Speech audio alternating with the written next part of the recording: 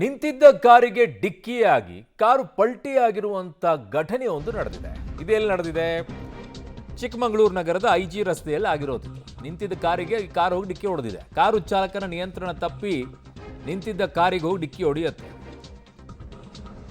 ವೇಗವಾಗಿದ್ದಂಥ car ಚಾಲಕನ ನಿಯಂತ್ರಣ ತಪ್ಪು ಹೋಗ್ಬಿಟ್ಟಿದೆ ಕಾರು. ಆ ದೃಶ್ಯ ನಿಮಗೆ CCTVಯಲ್ಲಿ ಸೆರೆ ಆಗಿದೆ, ಅದನ್ನು ತೋರಿಸ್ತೀವಿ ನಿಮಗೆ. ಇಬ್ಬರು ಪ್ರಯಾಣಿಕರಿದ್ರಂತೆ, ಸಣ್ಣ ಪುಟ್ಟ ಗಾಯ ಆಗಿದೆ. ಕಾರ್ ಏರ್ ಬ್ಯಾಗ್ ಓಪನ್ ಆಗಿದ್ದರಿಂದ ಯಾವುದೇ ದೊಡ್ಡ ಮಟ್ಟದ ಅನಾಹುತ ಆಗಿಲ್ಲ. ಅಲ್ಲಿ ನೋಡಿ, ಅಲ್ಲಿ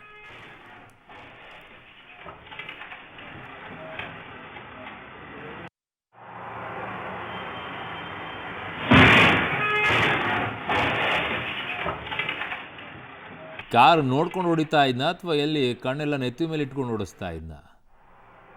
ಇದು ಯಾವ ರೀ ಇದು? ಅಷ್ಟೊಂದು ಸ್ಪೀಡಲ್ಲಿ ಅದು ಏರ್ ಬ್ಯಾಗ್ ಓಪನ್ ಆಗ್ಬೇಕಂದ್ರೆ ಏನು ಕಡಿಮೆ ಏನಲ್ಲ, ಜಾಸ್ತಿನೇ ಸ್ಪೀಡಲ್ಲಿ ಇದ್ದಾನೆ ಅವನು. ಬಂದು ಸರಿಯಾಗಿ ಗೊತ್ತಿದ್ದಾನೆ ಅವನು. ಕರೆಕ್ಟಾಗಿದ್ನ, ಕಂಡೀಷನಲ್ಲಿದ್ನ ಗಾಡಿ ಓಡಿಸೋನು ಅಥವಾ ಇಲ್ವಾ? ಮೊಬೈಲ್ ನೋಡ್ತಾ ಇದ್ನ ಅಥವಾ ಏನಾದರೂ ತೊಗೊಂಡಿದ್ರಾ? ಈ ರೀತಿಯಾಗಿ ಗಾಡಿ ಓಡಿಸೋದು